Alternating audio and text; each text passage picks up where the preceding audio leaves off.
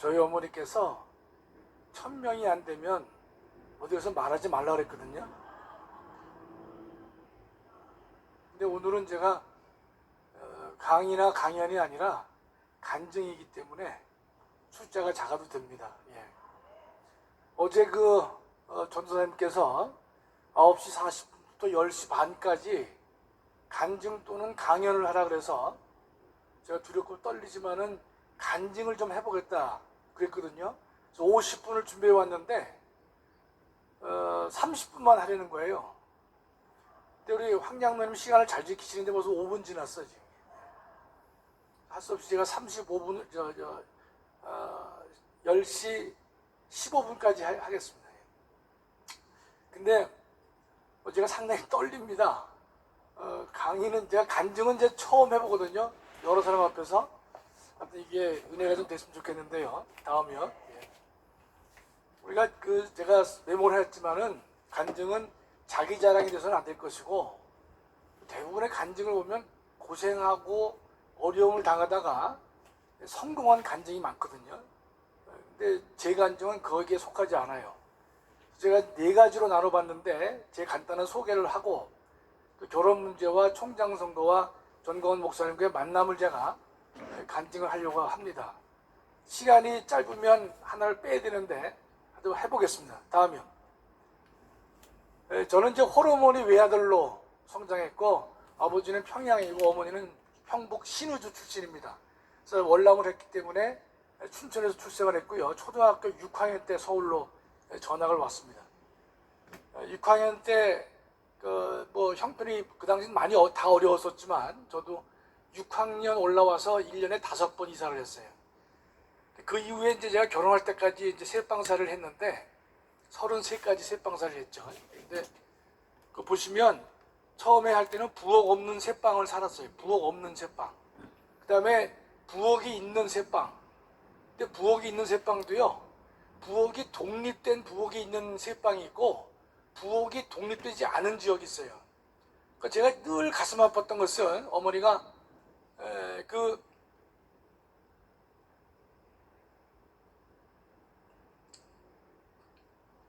간증이 잘 안 됐거든요. 제일 제가 마음이 아픈 것은 그 새빵인데 부엌이 독립된 부엌이 아니에요. 그러니까 들락날락하면서 여러 사람이 새들어 사니까 들락날락하면서 남의 집 밥하는 거 반찬하는 거 다 보잖아요. 그 당시 뭐 별로 반찬도 많지 않았지만 그 공간이 보여지는 데서 산다는 게 저는 참을 수 있었지만 어머니가 얼마나 힘드셨을까 그런 생각을 제가 많이 하고 살았습니다. 다음이요. 첫 번째 저한테 주어진 시련은 저는 이제 모태신앙이면서 저는 뭐 교회를 한 번도 빠진 적이 없고 이제 하여튼 뭐 열심을 다해서 교회를 다녔었는데요. 고등학교 3학년 때 결핵을 제가 판정받았습니다. 3월 20날인데 그래서 제가 하나님께서 왜 제가 그 중고등학교 시절에 열심히 하나님을 섬겼는데 왜 결핵을 주셨는지 제가 이유가 아직도 납득되지 않습니다. 그 당시 결핵은요 일종 전염병이기 때문에 상당한 신체적인 데미지가 있는 것이고 사실상은 대학에 입학이 불허됐었어요. 질문을 안 하는데 사람들이 잘 따져보시면요 그 당시 일종 전염병이기 때문에 대학 신체검사에서 탈락될 수 있었어요. 또 어떻게 학교를 갔느냐 그거 묻지 마세요. 예.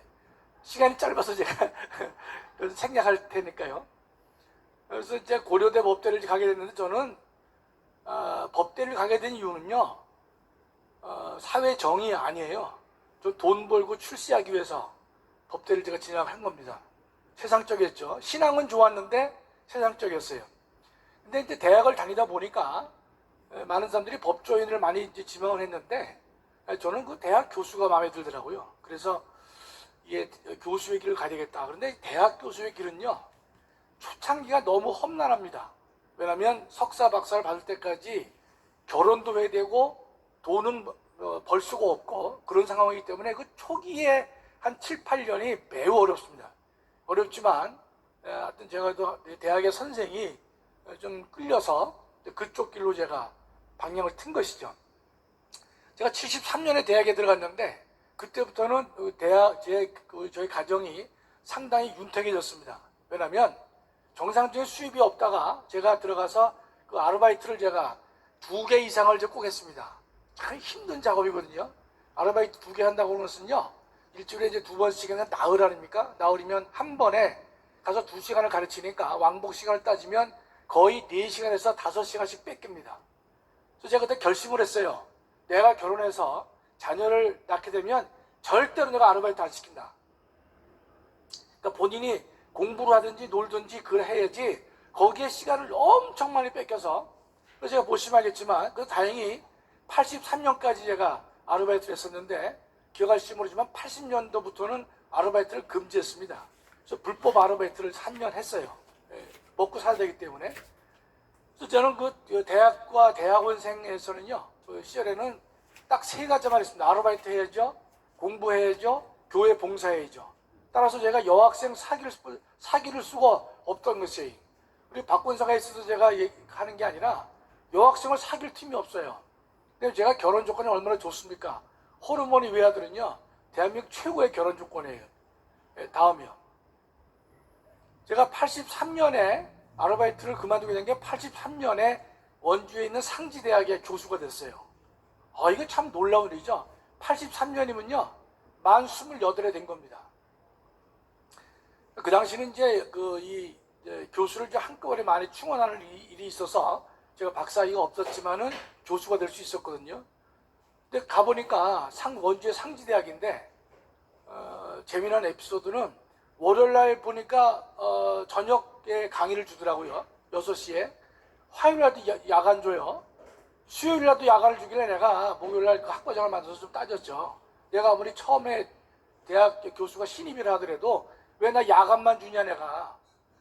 제가 얘기를 안 할 수가 없죠. 갔더니만 하는 말이 우리 학교는 야간이래요. 네.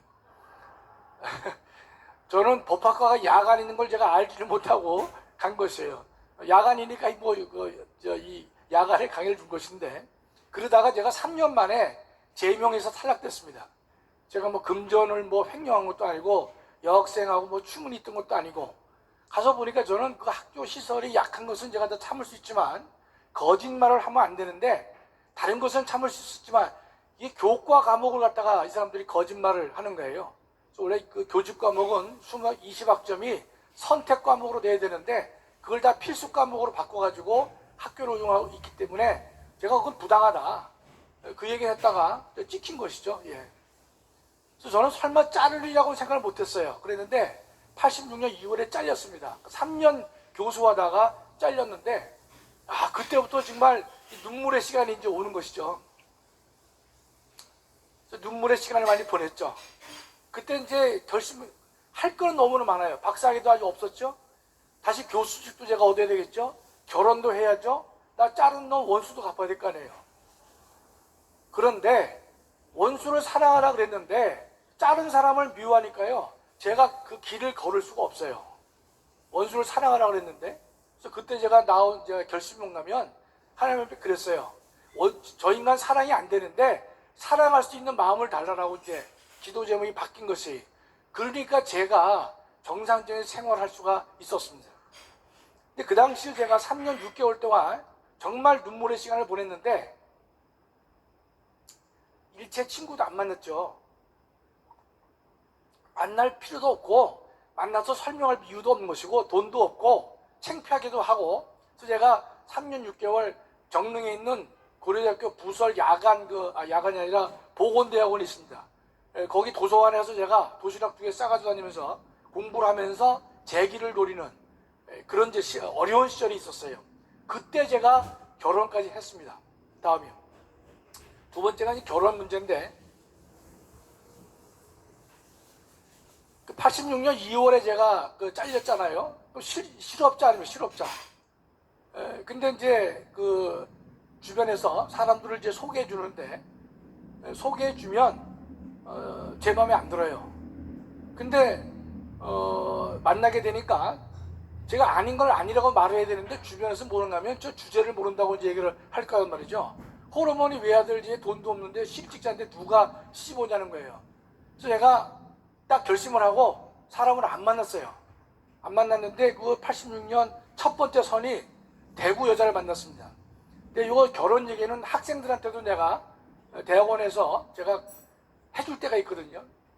그래서 내 얘기를 듣고 니네가 결혼 문제를 이렇게 처리해봐라 라고 얘기를 해주는데, 대구의 여자인데 준재벌이에요. 제가 그 호텔 이름을 얘기하면 다 드러나기 때문에 말할 수가 없는데, 그래서 제가 소개를 받았는데 아주 사람이 참해요. 근데 마음에 안 들어. 끌리질 않아요. 그러니까 주변에서는 지금 형님이 평생 돈 벌어도 그렇게 조건이 안 될 테니까 하려는 거예요. 근데 그 둘째 딸인데 그 언니하고 형부가 저를 만나자는 거예요.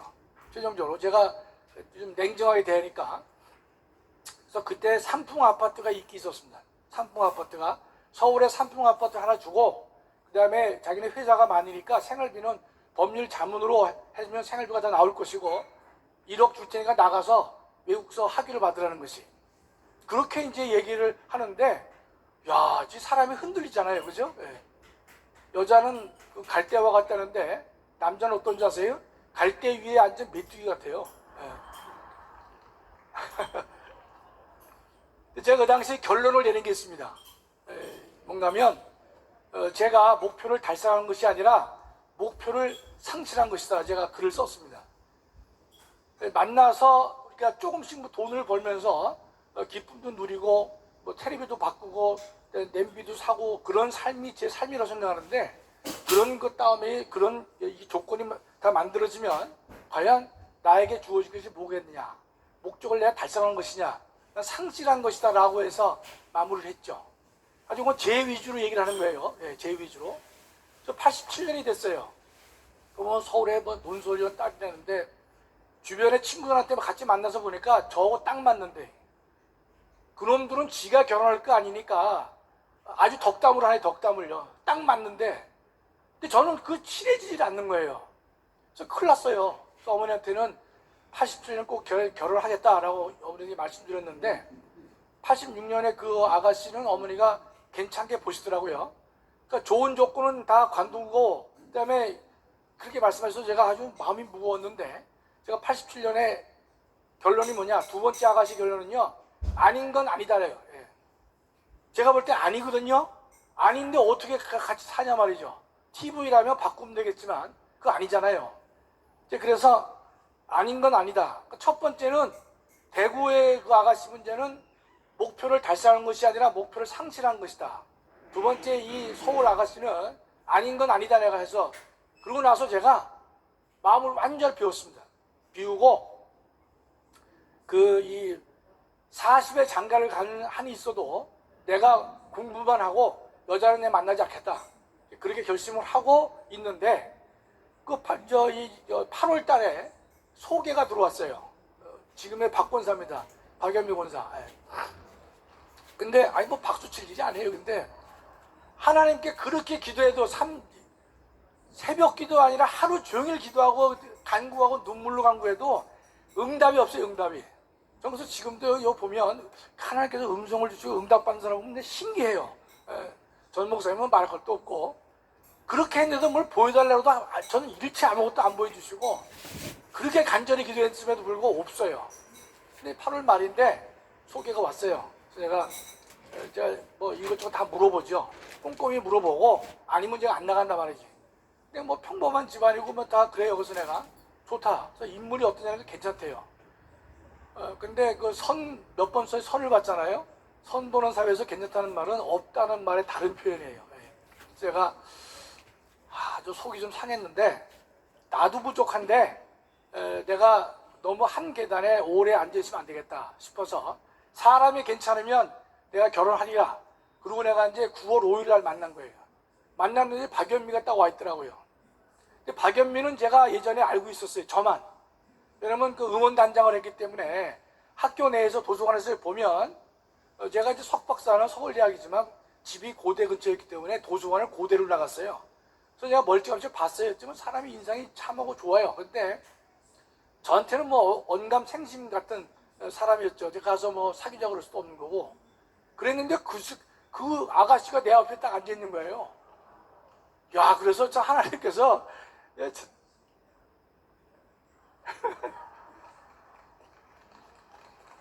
저는요, 우리 애들한테도 얘기하지만, 그, 사람이 살면서 주님 만나는 게 최고의 행복이지만, 좋은 배우자 만나는 게 최고예요. 평생 살아야 돼요, 평생. 평생 살아야 되는데, 그 성질이 있다, 뭐 문제가 있다든지, 뭐 등등. 참 좋은 배우자 만나는 게 중요하지 않습니까? 그랬는데 9월 5일 날 만나가지고, 만나니까, 하여튼 제 조건을 알고 나왔을 거 아니에요. 그래서 제가 잘 이제, 뭐 설득이라 그러나, 뭐 꼬셨다 그러나, 하여튼 그래서, 본인이 좋아하더라고. 그래서 내가. 그래서 그해 11월 20일 결혼했어요. 예. 2달 보름 만에 했죠. 너무 감사하죠. 예.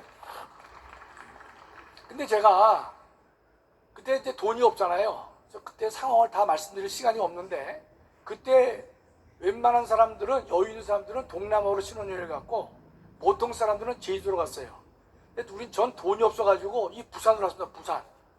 부산으로 신혼여행을 왔고, 기차로요. 그 다음에 호텔에 못 가고 한국 콘도를 빌려가지고 제가 왔어요. 그래서 내가 박권사 보고, 밤에 불 끄면 호텔이도 뭐 5성 호텔이나 여기나 똑같다 말이지 내가.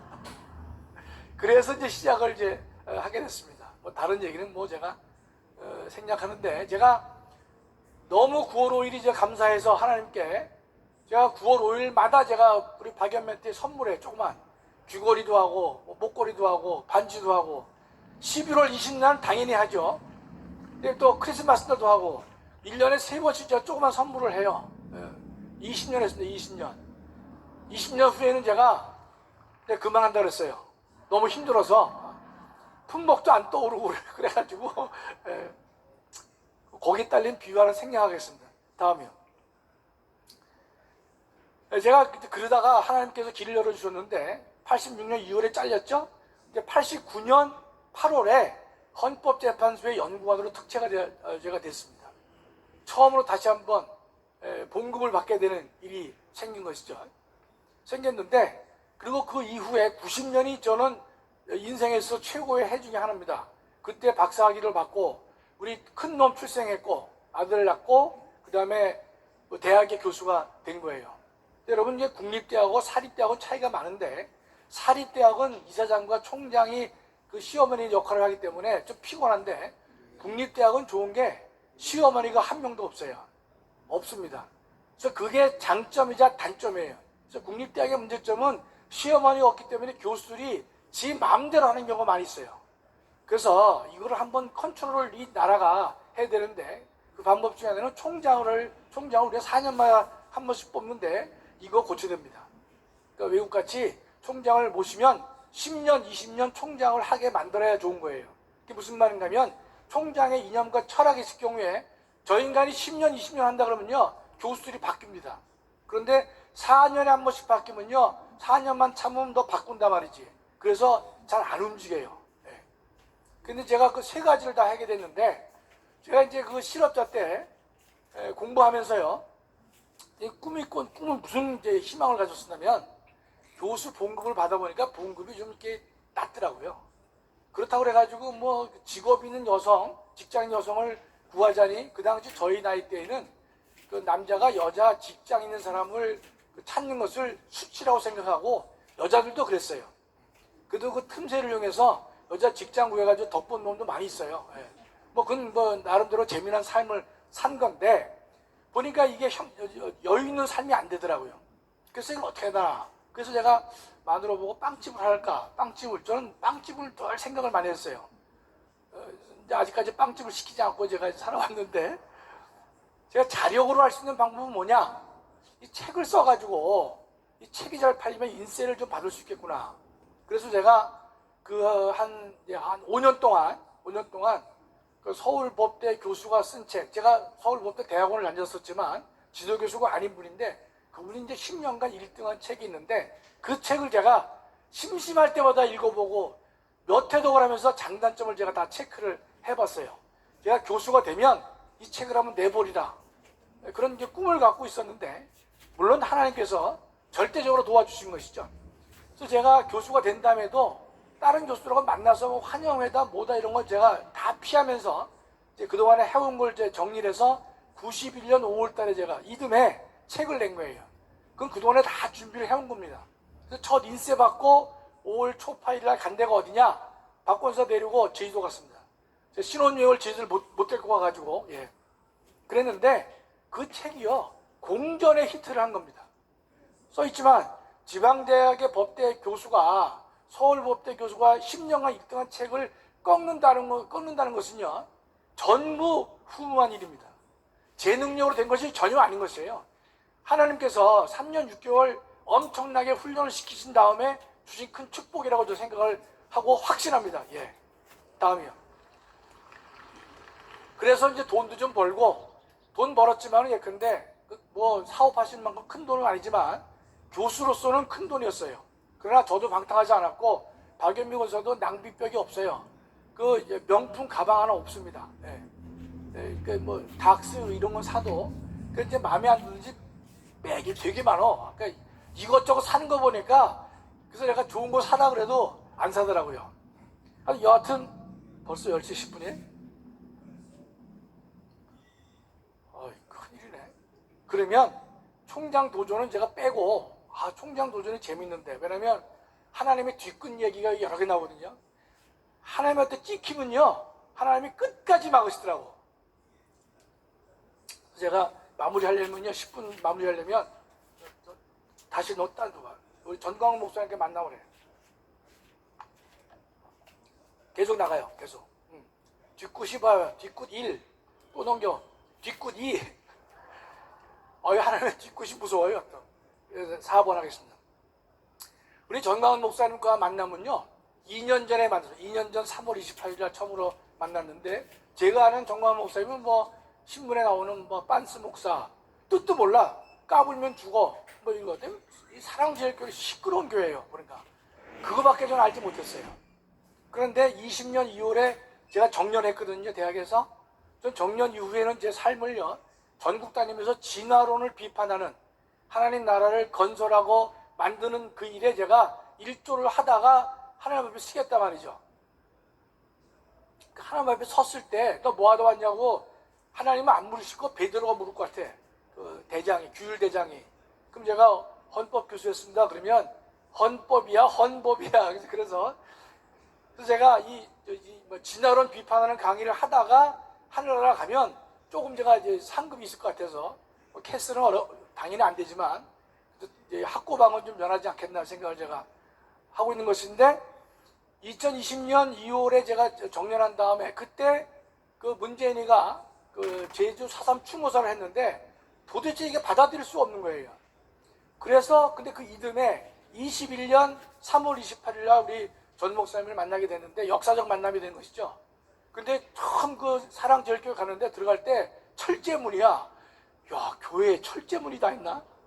근데 딱 들어가니까 조폭 소굴이야, 거기가. 근데 당회장실을 갔더니만 정말로 초라하게 돼 있더라고요. 화장실도 낙후가 돼 있고 교회당도 상당히 낙후가 돼 있고, 야, 이거 특이한 교회다 말이죠. 다음이요. 근데 목사님께서 28일 만났는데 저한테 다음에 내일 와서 너와라에서 방송을 좀 한번 하라고 하자 그러시더라고요. 그래서 목사님과 방송을 했는데 그때부터 이제 목사님과 관계가 아주 좀 깊어졌는데요. 아마 이런 것 같아요. 목사님이 문재인과 싸우다 보니까 이 헌정 질서에 관련돼서 전문가가 좀 필요했었는데, 제가 전공이 헌법이니까 목사님께 큰 도움이 되지 않았을까 생각을 했는데, 하나님께서 만나게 해주신 거죠. 그동안에 제가 이제 헌법 지식은 대학 내의 헌법이었지만 목사님 덕분에 제가 전국적인 이 세상적인 헌법으로 바뀌게 된 것인데, 제가 이제 고민이 있잖아요. 전 목사님 밑에서 영적 훈련을 받아야 될 것이냐, 아니면 다 기존 교회 다니면서 목사님께 협력하는 것이 옳은 것이냐, 이 두 개의 갈림길에 섰단 말이죠. 그럼 예컨대 목사님 밑에서 훈련을 받는다고 하면 제가 목사님 잘 모르기 때문에 목사님에 대한 검증이 좀 필요하잖아요. 외람되지만. 다음이요. 그래서 말씀을 듣기 시작했는데, 제일 먼저 제가 당황한 게 목사님 사택을 가서 보니까 참 놀랐어요. 당황스럽고, 야, 이렇게 검소하게 사시나. 근데 그 나중에 목사님께서 하신 말씀이 지금 사시는 사택도 호텔이래요. 호텔. 뭐냐면 그 옆에 교회 그 식당 같이 조그만 방이 있었는데 거기서 계속 사시다가 지금의 사택으로 이제 가셨다는 거예요. 그 우리 목사님 사택의 특징은 딱 들어가 보니까 신발장이 없어. 신발장도 없네 집이. 그래서 내가 처음에는요 이게 문재인과 싸우다 보니까 가난해야 되고 가난 코스프레를 할 수도 있다고 제가 생각했는데 목사님 설교 말씀을 다 들어보니까 엄청난 도전을 받게 되는 것이에요. 그 나왔죠 세 번째 줄에. 답심리에서 목회하실 때 그 장모님이 사주신 아파트를 팔아가지고 자기 목회에 사용한 게 아니라 이 가난한 사람들에게 나눠준 얘기가 나오는 것이고 2차로 3천만 원을 또 지급해 주셨는데 그것도 다 남을 주시고 강대상 옆에서 생활을 한 5년여 하시는 야 과연 저렇게 저런 삶이 가능하냐 목사님이. 우리가 보면 신부나 승려들은요 승려는 빼고 신부는요 돈의 유혹은 덜 받지만 성적 유혹을 많이 받을 수밖에 없어요. 그러나 목사들은 이 성적 유혹은 별로 없겠지만 약하겠지만 돈의 유혹을 많이 받을 수 있거든요. 배우자와 자녀를 교육시키려다 보니까 돈에 약할 수밖에 없기 때문에 하나님께서 성경에서 말씀하셨잖아요. 나와 재물을 겸하여 섬길 수 없단 말이죠. 그래서 많은 목사님들이 이 재물 문제 때문에 약해집니다. 넘어지는 경우도 많이 있지만 약해지는 경우가 많이 있는데 우리 전 목사님은 그런 면에서 야 이게 재물과 싸워서 승리한 목사님이다 말이죠. 뭐 자동차 사건도 그렇고 목사님이 그 기도와 헌금 얘기, 교육 전도사 때의 건축 헌금 얘기, 뭐 피아노 팔아서 건축 헌금 한 거 아닙니까? 교육 전도사 때 어떤 사람이 헌금을 이렇게 많이 해요? 자기 교회도 아닌데 상식적이질 않아요 우리 정광훈 목사님은요. 그래서 보면 또 그 중고도 학생을 위해서 공사반에서 막노동하시고 이런 등등의 일들이 야 정말 이거 참 대단하게 훌륭한 목사님이다. 그래서 전 목사님 간증을 들으면요 도전이 안 되고 절망을 줘. 절망을 웬만해야 도전이 되는데 절망을 주시는 거예요. 다음이요. 자 우리 설명이 얼마나 많습니까? 이루다 말할 수 없는 간증거리가 있잖아요. 그래서 이제 썼지만 그 목사님의 간증은 도전이라기보다 도전이 물론 되긴 되지만 워낙 강하기 때문에 절망을 줄 정도의 도전이다. 과연 저렇게 할 수 있겠냐 말이죠. 그래서 우리가 이런 우리가 믿는 사람들은요 주변의 사람들에게 저는 이 지인들을 만나면요 전 내가 만난 전가원 목사만 내 얘기를 해요. 그러면 제 친구들이 정광훈 목사 막 욕을 하고 막 그래요. 모르는 놈들이. 예? 다 보수급한데도 막 욕을 해. 그래서 내가 학성이 때문에 내가 전 목사를 다시 본다. 다시 봐 임마 내가. 응?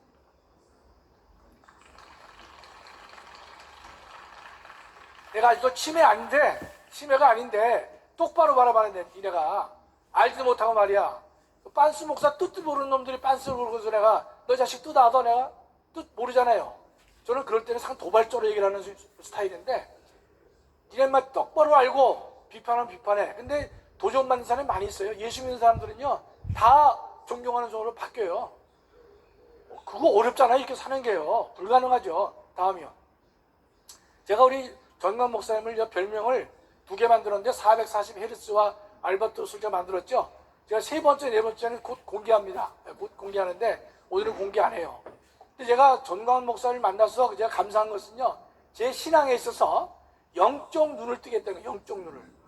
제가 이제 합동측에서 성장했기 때문에 교리라든지 이런 것은 저도 평생 같이 공부를 했기 때문에 많은 그 지식이 쌓여져 있지만은 영의 세계에 눈을 뜨지 못해요. 왜냐면 목사님들이 영적 세계를 경험한 사람이 그 얘기를 해야 되는데 그렇지 못하기 때문에 그러니까 귀신을 쫓아내는 축사라든지 하나님의 음성이라든지 천사라든지 이런 등등의 얘기에 대해서 목사님들이 경험을 못 해봤기 때문에 영적 세계에 눈을 뜨지 못하는 것이에요. 근데 목사님은 워낙 그 분야의 전문가시니까 정통하고 전문가니까 우리 신자들에게 영의 세계에 눈을 뜨게 해주는 아주 가장 큰 장점이 있다고 생각하는 것이죠.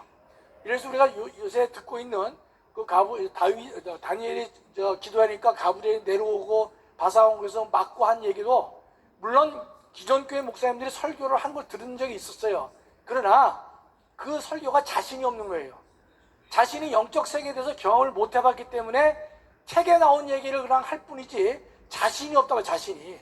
그러나 우리 목사님은 워낙 경험을 많이 했으니까 그런 문제에 대해서 상당히 여유 있게 자신감 가지고 말씀을 전해주시기 때문에 제가 볼 때는 정말로 우리 제 믿음에 있어서 영적 세계의 눈을 뜨게 해주신다 이런 뜻이. 뭐 영원 유괴 문제도 그러니까 2분설에 3분설이 옳다는 걸 제가 더 확신하게 된 것이고, 어제도 입신에 얘기를 하셨지만 세 가지, 살아서 입신하는 거, 죽어서 하는 거, 다른 지역으로 가서 하는 이런 등등의 것도 목사님이 입신을 해봤기 때문에 그런 말씀을 아주 자신 있게 전하는 것 같아요. 기존 교인들은 그 교회에서는요 그런 경험이 없기 때문에 그런 말을 피해간단 말이죠. 그렇죠? 방언, 난 이 방언 때문에 지금 스트레스인데, 제가요 방언을 솔직히 해서 크게 사모하지 않아요. 이게 문제인데, 왜냐하면 방언하는 사람들의 믿음의 태도를 보면서 방언 받고 하는 게 저 모양이면 내가 방언을 못 들어봤느냐, 사탄의 음성이 있는데 제가 꼭 받기를 원하는 게 뭔가면, 방언을 하니까 기도를 오래 한다는 거예요. 난 기도 좀 오래 하고 싶은데 열심히 했는데 시계 재면 10분이요. 또 다시 재면 15분이야. 근데 옆에 있는 사람들은 기도를 그렇게 열심히 해요. 우리 박성주 씨도 기도를 얼마나 열심히 하는지. 그래서 이 기도 좀 한번 세게 한번 해봐야 되고, 내가 방언을 경험하면요 이 전도에도 유익할 것 같은데, 여러분 방언은 어떤 유익이 있냐면요, 저는 못 해봤지만 세계 최고의 무신론자가 영국의 도키스 옥스퍼드 대학 교수인데, 이 인간이 살아있어요. 명예박사를 10개나 받은 사람이에요. 대단히 유명한 사람이죠. 근데 이 사람 책을 좀 읽어보면 이 사람이 가장 두려워하는 게 방언이에요. 기독교를 논박하지 못하는 곳에서 방언이 있단 말이에요. 왜냐하면 여러 사람이 모여서 기도를 하는데 각자 방언을 하는 거예요. 이 사람은 단체가 짜고 하는 것도 분명히 아닌 것이고, 단체가 최면을 긋은 것이 분명히 아닌데 어떻게 저런 현상이 나타나느냐, 그거를 설명하지 못하고 있어요, 도키스가. 그러니까 무신론자의 최고의 대가인데 이 인간이 설명 못하는 게, 방언을 못하는 게 기독교의 방언입니다. 하나님의 살아계신 능력을 딱 가장 정확하게 보여주기 때문에 이 방언 문제에 대해서 나도 한번 열심히 해가지고 뭐 기초라도 받아서 하여튼 간증하는데 내가 써먹자 이렇게 내가 하고 있는데, 하여튼 주시겠죠. 또 요새 우리가 하고 있는 이 70일의 주소 한일의 문제라든지 24장로, 그 다음에 14만 4천, 이건 덤으로 우리가 되는 것이죠. 다음이요. 아마 마지막일 것이에요.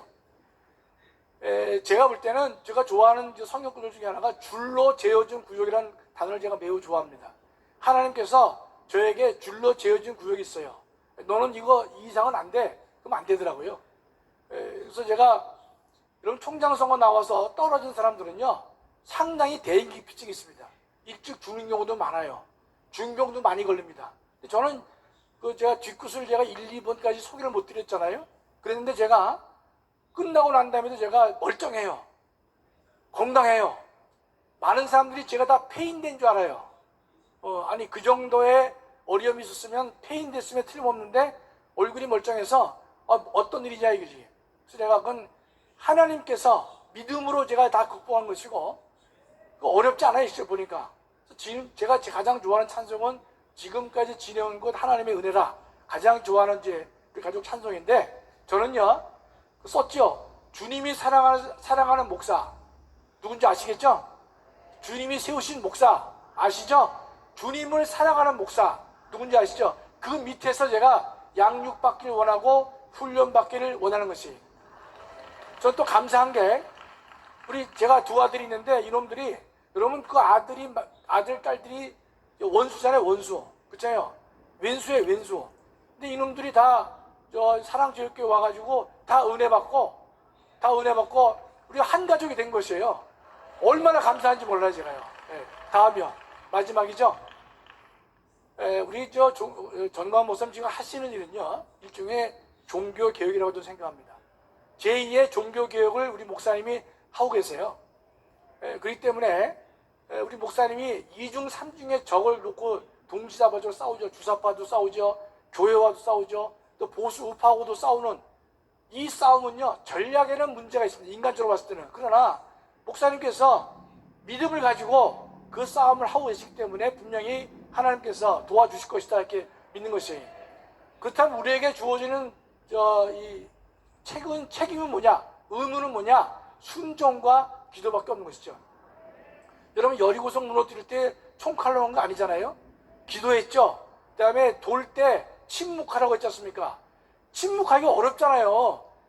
그 6바퀴 7바퀴 도는데 침묵이 돼요? 이게 뭐 하는 짓이냐? 그러면 당연히 나오죠. 저 같은 스타일에가 안 나오겠어요? 여러분도 마찬가지야. 다 나올 텐데 침묵하라고 하지. 침묵하라고.